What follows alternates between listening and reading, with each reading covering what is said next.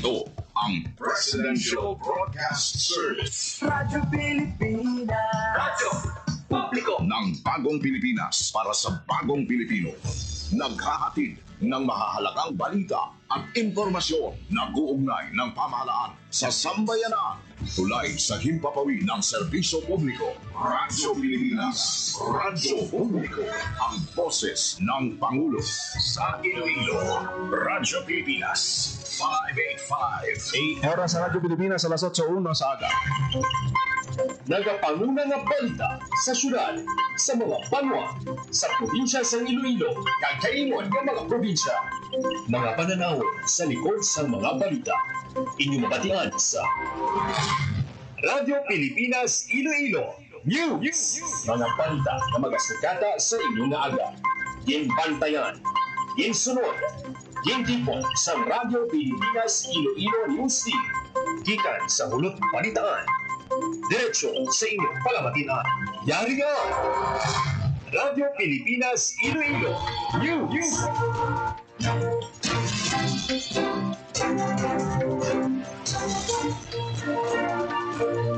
Mayong aga Pilipinas, good morning Western Visayas. Welcome sa Radyo Pilipinas News sa buong adlaw sang Lunes, Nobyembre 10, 2025. Ako ang inyong tagbalita, Junel Baclay, kagkaroon sa aton mga pangulong dinala. Klase sa tanan nga level sa Iloilo City suspendido sa buong adlaw. DSWD Field Office 6 nagpalabot sa masobra 200,000 nga balor sang relief resources sa mga naapektuhan sang bagyong Uwan sa rehiyon. Masobra 3,000 ka pamilya sa Negros Occidental nagsaylo sa mga evacuation center bangod sa bagyong Uwan. Antique PDRRMC ginmando ang mandatory evacuation sa mga high-risk coastal areas sa probinsya. Iloilo City Government nag-service ang hot meals para sa mga na-stranded nga pasahero sa Parulawan. Dua ka barangay sa siyudad sa Iloilo nagpatuman sa preemptive evacuation. Philippine Coast Guard nagbulig man sa pag-evacuate sa mga residente nga napektuhan sa bagyong Uwan sa probinsya sang Guimaras. Kag more power, fully restored na ang kuryente sa Iloilo City nga naapektuhan sang Typhoon Tino kag padayon man ini nga naka-alerto sa nang epekto sang Super Typhoon Uwan.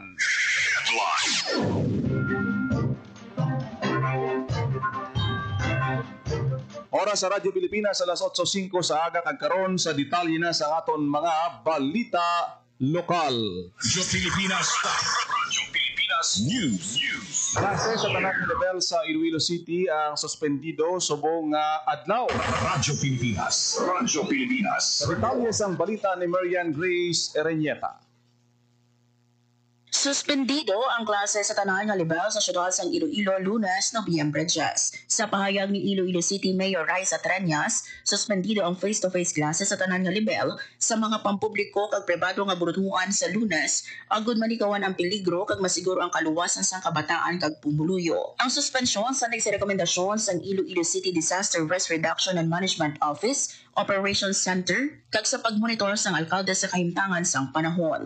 Dugang pa sang alkalde nga apisar hindi maglabay ang bagyo Uwan sa Iloilo, posible makabatsyag sa moderate to heavy rains ang syudad sa Nobyembre 10 bango sa kalapadon kag kabasugon sang bagyo.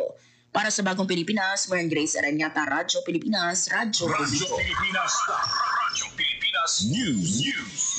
Nakapalabot sa 224,000 na balor sang relief resources ang Department of Social Welfare and Development Field Office 6 sa mga pamilya sa Western Visayas nga naapektuhan sa bagyong Uwan. Sandig sa pinaka-latest nga Disaster Response Operations Management Information and Communication Report, napakalabot sa 239 nga food packs, balor 224,000 pesos ang apektado nga pamilya gikan sa Iloilo kag Capiz. Nagapakita man sa datos nga yara sa 26,989 ka individual ang apektado sa bagyo sa Western Visayas, masobra 13,000 diri ang nagatiner sa evacuation center samtang mayara sing malapit 5,000 ang nagatiner naman sa ila kilala o kon mga himata. Radyo Pilipinas. Radyo Pilipinas News. Nagdangat naman sa masobra 3,000 ka pamilya sa Negros Occidental ang nagpadulong sa mga evacuation center bilang pagpanganda sa posibleng epekto sa bagyong 1. Sa inisyal nga datos sa Negros Occidental PDRRMO, may 3,000 ka pamilya o kon 11,000 masobra ka individual gikan sa 11 ka banwa sa syudad sa probinsya nagsaylo sa mga evacuation center. Nabalhag man ang pinakamadamong evacuee sa Hinigaran nga may arasing 748 ka pamilya o kon 2,931 ka individual. Magluwas sa Hinigaran may nagsaylo man sa Bago, Kawayan, Ibi Magalona, Escalante, Hinubaan, Pontevedra, San Enrique, Silay, Talisay, kag Tuboso. Radyo Pilipinas News. Nagpatigayon sa mandatory o forced evacuation ang Antique PDRRMC sa mga nag-a-star sa low-lying coastal zone sa probinsya.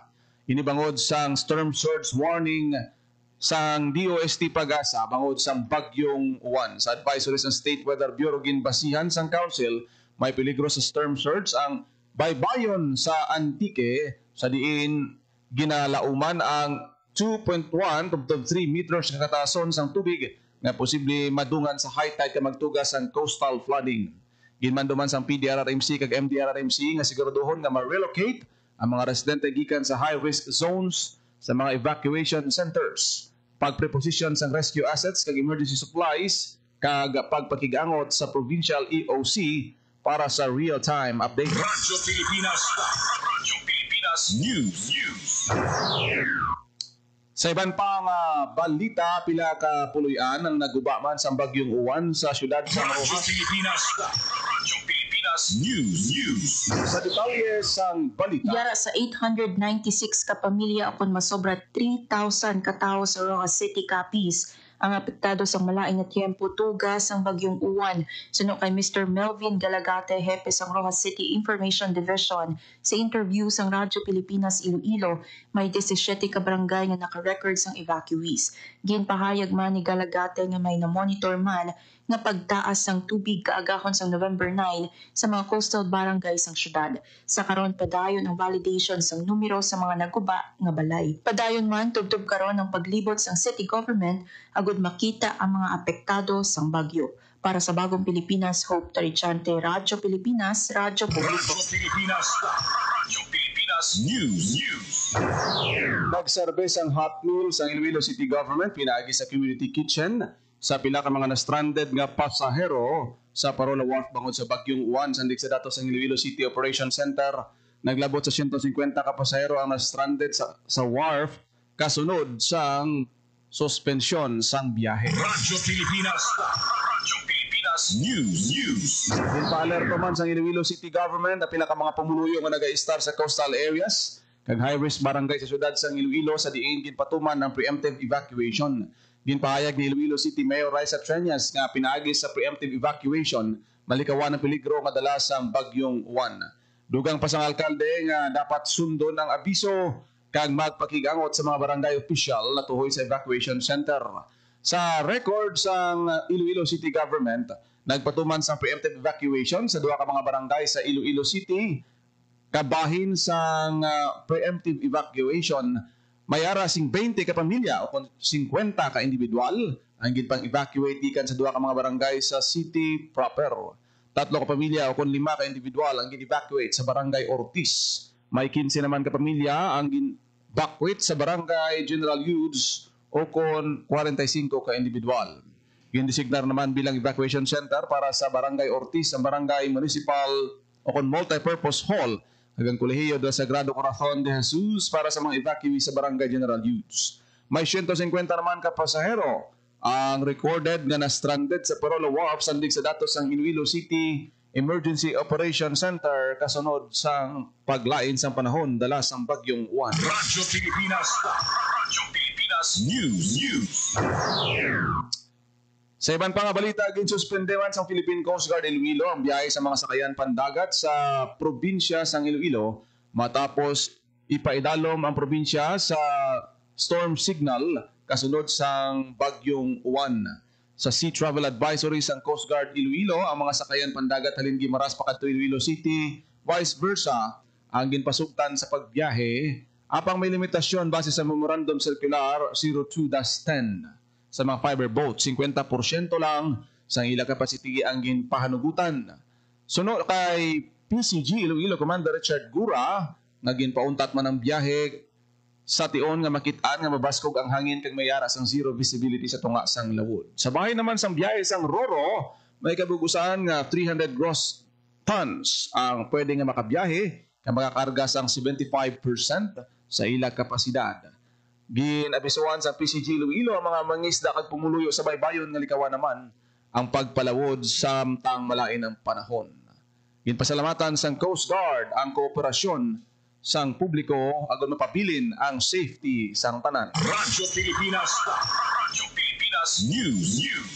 Nagtulog ang Coast Guard Station Guimaras sa pag-evacuate sa mga residente nga apektado sa bagyong Juan sa probinsya sang Guimaras. Ang mga gin-evacuate nga residente ang nagikan sa Barangay Rizal kag Hoskin sa Banwa sang Hordan, bangod high risk ang ilang mga balay sa pagbaha kag landslide. Nangin matalonsay naman ang pag-evacuate sa mga residente agud masiguro ang safety sang tanan nga apektado nga pumuluyo. Ang pag-evacuate sa mga residente ginbuligan sa Coast Guard Substation Hordan, Disaster Response Group, Philippine National Police Bureau of Fire Protection, Municipal Disaster Risk Reduction Management Office, kag Barangay Disaster Risk Reduction and Management Office. Radyo Pilipinas News. DSWD ginpabaskog ang kahandaan kasunod sang pag-abot sa mga bagyo. Radyo Pilipinas News. Sa detalye sa balita ni Marian Grace Serenieta. Baskog pa sa DSWD field offices ang koordinasyon kag response efforts sini bilang preparasyon sa posibleng mga epekto sa Bagyo Juan sa rehiyon. Naghiwas ang serye nga meetings ang regional office, lakip ang pre-disaster risk assessment o ang PDRA meeting, kaupod ang Office of the Civil Defense 6 kung sa diin, gin-highlight ang importansya sa koordinasyon sa lokal nga panguluhan, pinaagi sa Local Disaster Risk Reduction and Management Councils. Ginabisuhan ang mga LGU nga gamiton ang nakapreposisyon nga goods para maghatag sa madasig nga assistance sa mga maapektuhan nga residente.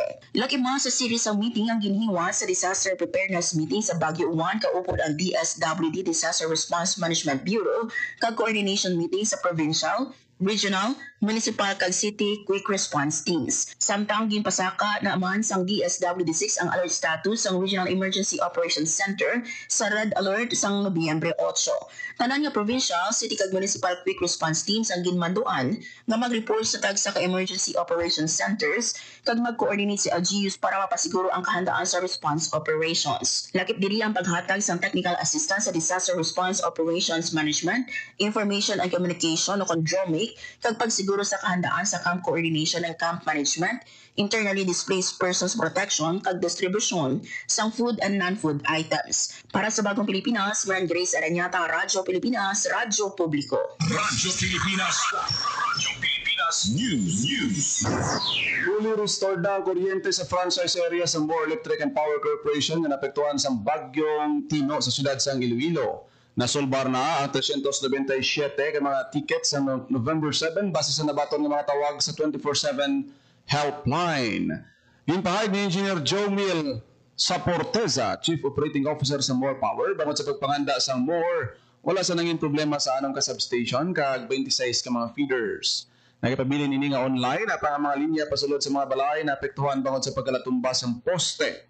Pasalamat naman sa porte ang frontline linemen, engineers kag customer service sa pag-deliver sa nagataigo kay epesyente nga pagpanikasog agud panumbalik ang kuryente sa ilang mga areas. Ang kada lineman kag supervising engineer may nalungon naging hikot ang tagsa ka mga problema agud masiguro ang mahilway sila sa katalagman. Pilaman ka konsumidor na pabutyag sang kabalaka sa mga lineman bangod bisan wala nakahalin ang bagyo sa isa sang panay, gileon sila nga nagwa agud kay uhon ang mga linya nga nagkalaguba.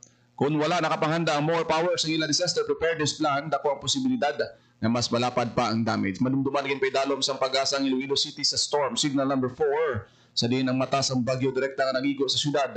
Dalas ang hangin na nagalabot sa 150 km/h. Sa pagdaslas ang bagyong Juan, liwat naman na nakapreposition ng disaster preparedness plan sa More Power, handa nga magserbisyo sa ila mga konsumidor. Radyo Pilipinas News. Ginpaambit sa Moises Padilla Municipal Government ang naging epekto sa bagyong Tino sa ila Banwa. Sa datos ng Moises Padilla Municipal Disaster Risk Reduction Management Office, naglabot sa pulo ang patay, 24 kagiman pa ang padayon na ginapangita bangod sa paglabay sa bagyong Tino. Nagdangat naman sa 363 million pesos sa nabalag ang kahalitan sa infrastruktura nga ginalakipan sa 162 million sa kahalitan sa naguba ng mga karsada. Sa agrikultura, yara sa 7.1 million pesos ang damage sa mga pananom, 4.5 million pesos ang kahalitan sa kasapatan. Ginpaidalom na karon sa state of calamity ang Moises Padilla, nagpadayon ng pagdulong sang bulig sang gobyerno sa mga naapektuhan na pamilya. Radyo Pilipinas. Radyo Pilipinas News. Sa iban pang balita, nagtapos ang 16 kasimana nga Climate Resilient Farmers Field School ang 30 ka mga nguma sa banwa sa instansya. Ang SRI sa ka metodo nga nagatuyong mapataas ang ani samtang nagagamit sa mas gamay nga resources. Ginusos niya mas manami nga pagdumala sa tanom, duta, tubig ug nutrisyon. Lakip sa mga nalipay sa programa si Rene Pasyente na nakabalag sa pagtaas sang ginansya kag pagnubo sang gasto sa pagpanguma. Pinaagi sa programa natunan ni Rolando Malones ang pagnubo sang seed requirement sa iya uma. Halin sa sadto 4 ka sako ng 10 ka kilo na lang ang iya ginagamit sa kada ektarya. Radyo Pilipinas. Radyo Pilipinas News.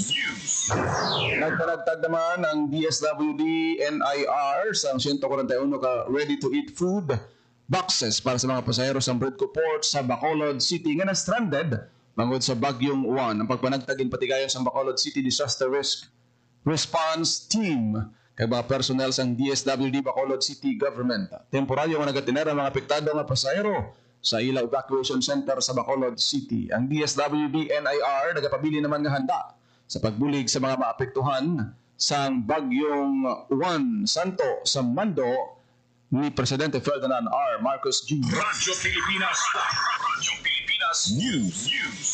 Turnover na sa Department of Agriculture Western Visayas pinagi sa High Value Crops Development Program ang masobra 2 million pesos na coffee processing facility sa Artus Farmers Production and Marketing Association sa Tapas, Capiz. Ang pasilidad nagatuyo ang mapasanyo ng produksyon sa lokal nga kape, pati na ang value-adding efforts agud mataas ang kita sang mga mangunguma. Ang AFP pa maging tukod sa 2017 kay may 179 ka mga miyembro nga nag-engage sa pagtanom sang kape.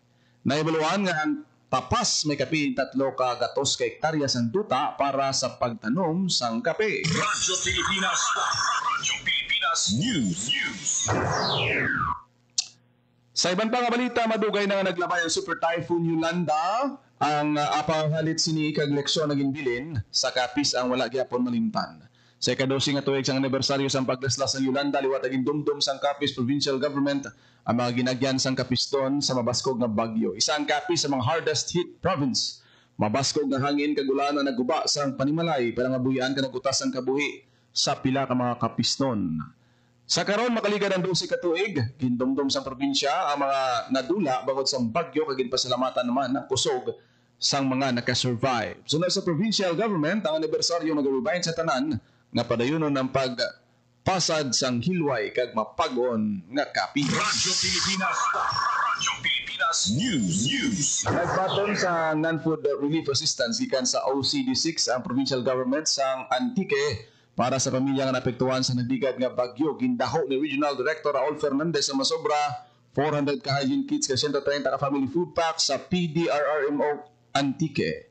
Kada hygiene kit may ara sing unod nga personal care items, lakip ang sanitary pads, toothpaste, dipper, bath towel, shampoo, hand towels, bath soap, malong, laundry soap, husay, toothbrush, nail cutter, chamber pot kag cotton buds. Ang mga family packs may unod man nga melamine plates, cooking utensils, chef's knife, frying pan, cooking pot, uluban, punda, habol, sleeping mat kag mosquitero.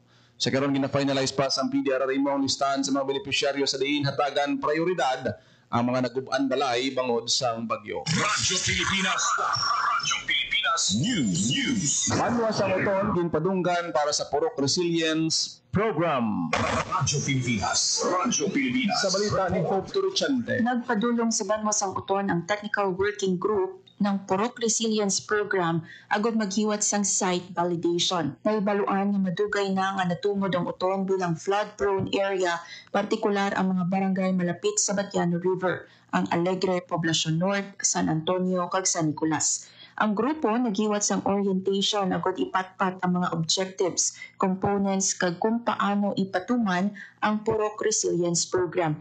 Nagalaom si Mayor Sofronio Fusin na mangin masunod nga tagbaton sang Disaster Risk Reduction Climate Change Adaptation Housing Program ang Banwa. Para sa Bagong Pilipinas, Hope Trichante, Radyo Pilipinas, Radyo Pilipinas, Radyo Pilipinas News. Bugal sa probinsya sa Iloilo ang apat kay Ilonggo athletes matapos ma-breaking national record sa Batang Pinoy 2025 National Championship sa ginhiwat sa General Santos City. Si Franklin Catera sa Tigbawan nagset sa panibagong record sa boys high jump matapos makuha ang 2.04 meters na record sa diin iya man nalapawan ang iya previous record. Si Kian Labar sa Dingle nagset naman sa new record na 400 meter dash sa oras nga 48.8 o kung 84 seconds. Iyan na-break ang old record ng 49.3 seconds.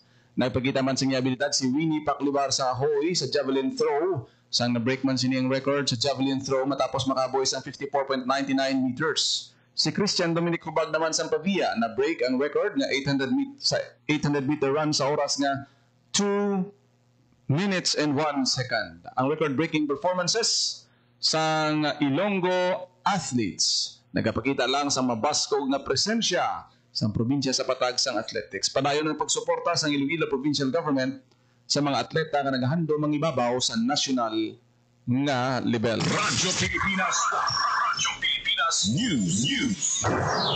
Oras sa Radyo Pilipinas, alas 8:23 na sa aga sa pagpangalagad sang Radyo Pilipinas News. Radyo Pilipinas, Radyo Pilipinas. Kagin nyo nabatihan na detalye sa mga nagapangunang balita sa pagpangalagad sang Radyo Pilipinas News sa buong adlaw sang Lunes, November 10, 2025. Sa dugang pangabalita kag mga impormasyon, i-share, follow kag like lang aton Facebook page Radyo Pilipinas Iloilo kag Radyo Pilipinas Community Group. Salamat kit sa aton sining mga Facebook live viewers nga nag-upload sa aton siniya nga pagpangalagad subong aga. Kay Sir Rio Gabuelo, good morning gid sir sa imo kag sa tanan naton nga mga FB live viewers nga nag-upload sa aton siniya nga programa. Kita karon sa programa Iloilo Morning. Ako nagidamang inyo alagad ang inyo tagbalita, Janelle Baclay. Maayong aga, Pilipinas. God bless Iloilo. Radyo Pilipinas. Radyo Publiko. Radyo Pilipinas. Itinuloy na po natin ang zero balance billing. Libre po.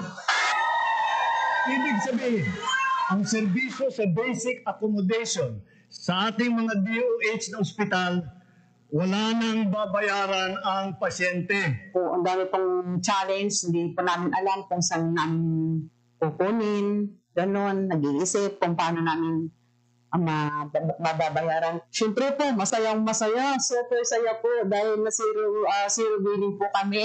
Po, malaking, ano po talaga, malaking tulong po. Mabilis lang din po. Bayad na ang bill ninyo.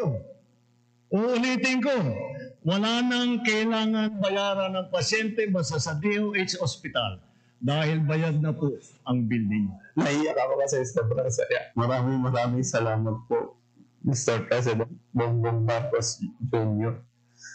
Hindi kami nagkamali ng tamang ginawal. Magandang araw, si Dingdong Dantes po ito. Dahil taon-taon tayong binibisita ng bagyo, kailangan handa tayong harapin ito. Naalala ko si Mami, meron siyang isang envelope kung saan nakatago ang mga importanteng dokumento para madaling kunin at dalhin kapag may bagyo. Ang misis ko naman, may nakahanda palaging emergency go bag na may lamang damit, gamot, pagkain, tubig at pera na kasya hanggang 3 araw sakaling kailanganin namin pumunta sa evacuation center. At syempre, ang toka ko, bago pa dumating ang bagyo, sinisilip ko na kung may mga butas ba yung bubong o ang ibang parte ng bahay na kailangang i-repair. Nakamonitor din ako sa updates ng pag-asa tungkol sa bagyo. May kanya-kanyang responsibilidad sa bahay para sure na ligtas ang buhay. Dahil #panatag ang may alam. Maging panatag.